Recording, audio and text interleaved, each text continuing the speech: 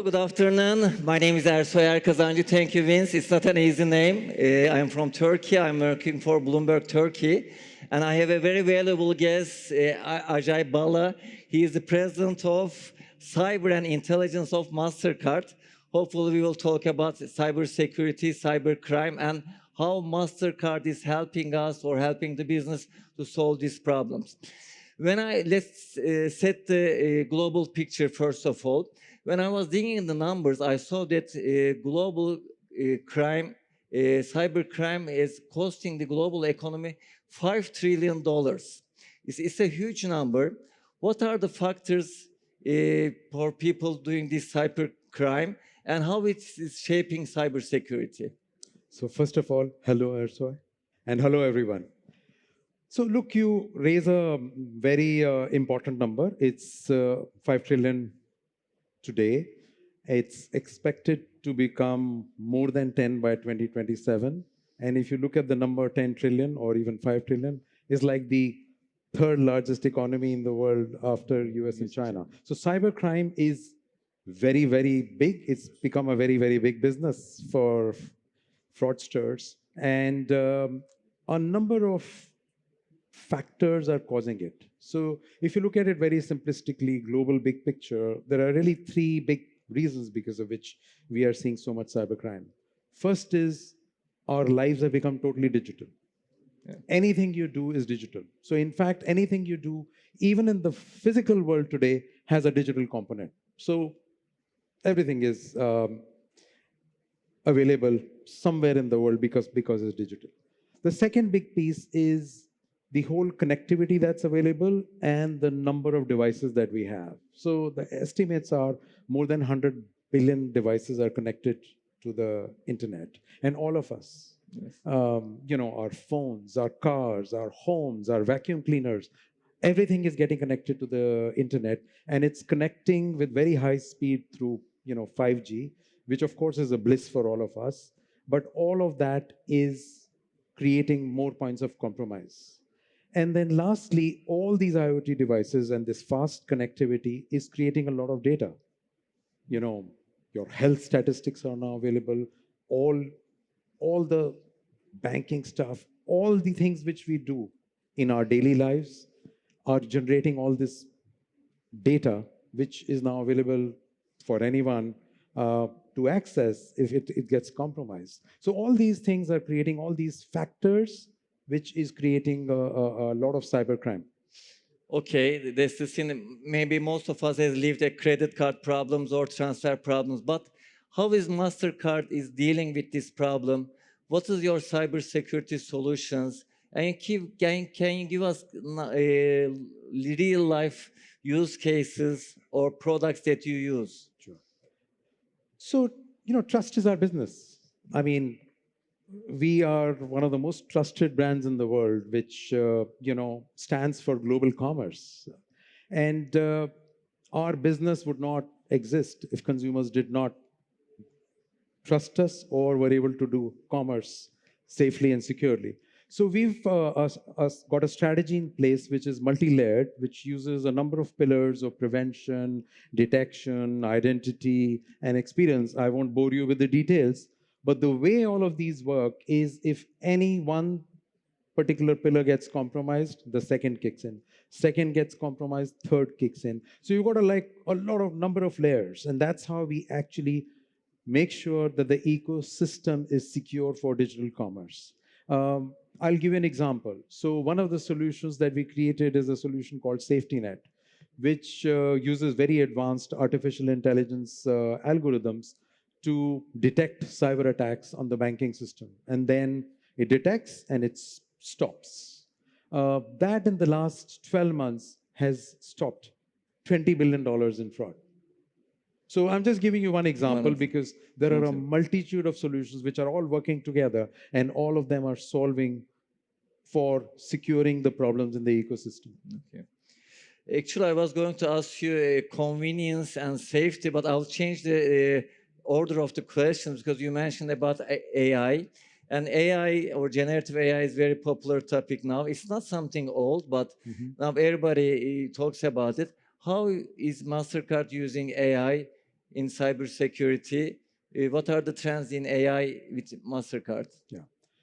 So AI is, a game-changing technology for the world. It's existed for a long time, but with the kind of technology that is available and the speeds and the network speeds available, AI has become a very, very powerful technology. We were the early pioneers of using artificial intelligence for payment security and for payments. A few years back, we acquired a company, Brighterion, which is a very sophisticated artificial intelligence company out of San Francisco. Uh, we have integrated all the AI technology into our network. So every transaction that you do on a MasterCard card actually is screened using artificial algorithms.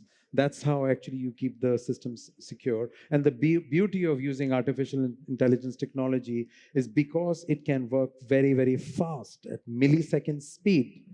It really makes a difference to the consumer experience because you may be wanting that air ticket last minute, which you know you don't want to lose it. You want that pair of shoes, which you could lose, which you want. So AI has really helped us make the transaction speed faster and do the transactions safely and securely.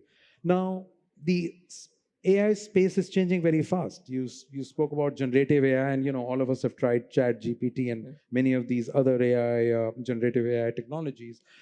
So generative AI again is going to make a huge difference. So, for example, when you look at it from a security perspective, it helps us generate synthetic transactions. So we can actually create test transactions in our labs to see how fraud transactions would behave. We can also create test transactions uh, from a transaction data perspective to check what kind of future frauds can we see. And then from a consumer experience perspective, generative AI is going to be a game changer because anytime you are accessing any customer service or if you have a dispute, you can use again generative AI technologies to make the consumer experience really seamless. You mentioned about speed and fast. Yes, everybody wants to be quick, payments and other things, but Yeah. there is a dilemma between convenience and security. We had this similar discussion last year in GITEX. We were talking about flying taxis, and everybody wants to reach a place very quickly, but safety is number one. How do you manage this dilemma? I mean, we want to be very quick, but also we want to be safe. Yeah, that's a great question because for the longest time, security was always seen as a hindrance.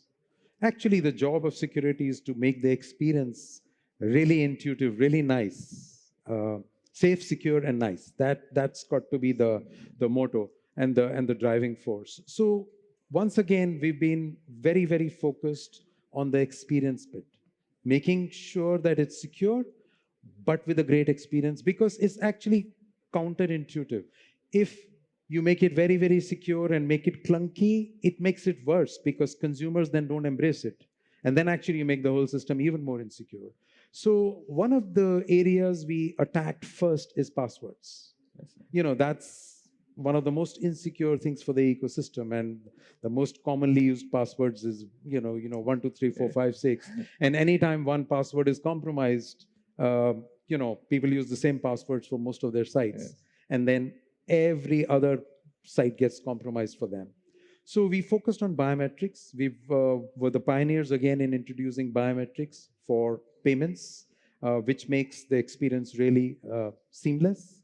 Consumers love it. All the research that we've done has demonstrated that consumers in all parts of the world have embraced biometrics.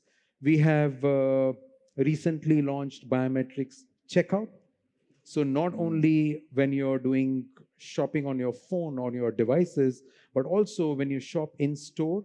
We've launched pilots in Brazil. We just announced one with NEC in Japan a few weeks back. So biometrics is also coming to your physical store when you shop, so you can pay with a smile and just go from the store. And then the third piece is we are using a number of technologies. So when you actually do transactions, depending on the frequency of the transaction, depending on the risk of the transaction, we are also using behavior biometrics. So, the way you hold your phone, where are you doing the transaction from, what kind of transaction, what time of the transaction, you may not even need to do your biometrics because we will approve the transaction based on behavioral biometrics. And then the last piece is contactless. Now in this region, you see contactless penetration is very, very good. Is more than 60% of our transactions globally are now contactless. It's split-second transaction.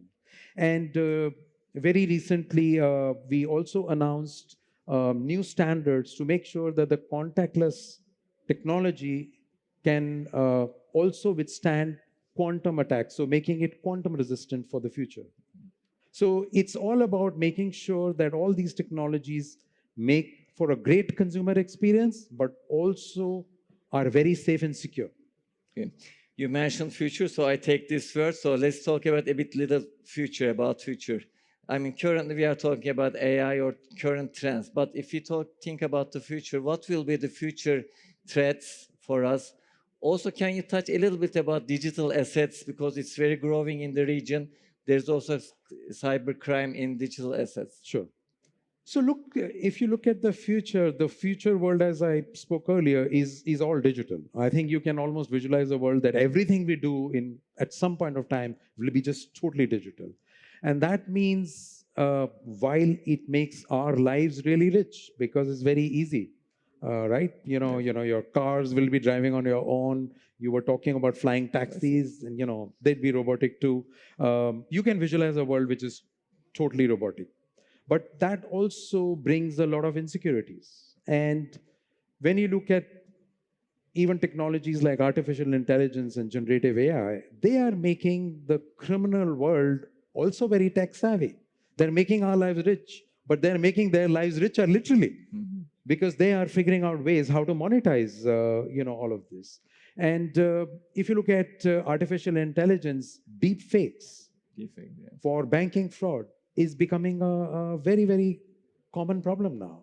And the way they are scamming consumers by mimicking voice, by getting into your email systems and figuring out your travel plans. I mean, we see some crazy cases where artificial intelligence is being used along with deep fakes to create scams.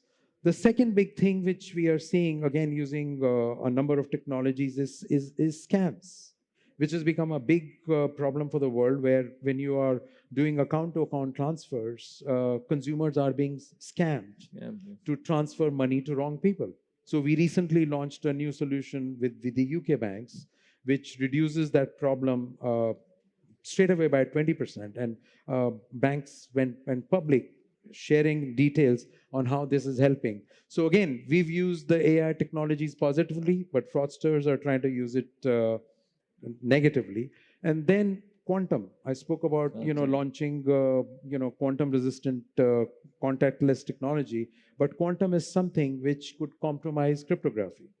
It's still in laboratory, but I think these are technologies, when they come, they can actually really compromise cryptography. So that's something which, from a payments security, from an ecosystem perspective, that's something we've been working on. Then if you look at cloud, everything we do is now getting on the cloud. We are saving everything on the cloud. Corporations are using cloud. It makes it very convenient, very seamless, very efficient, but it also brings insecurity to the system.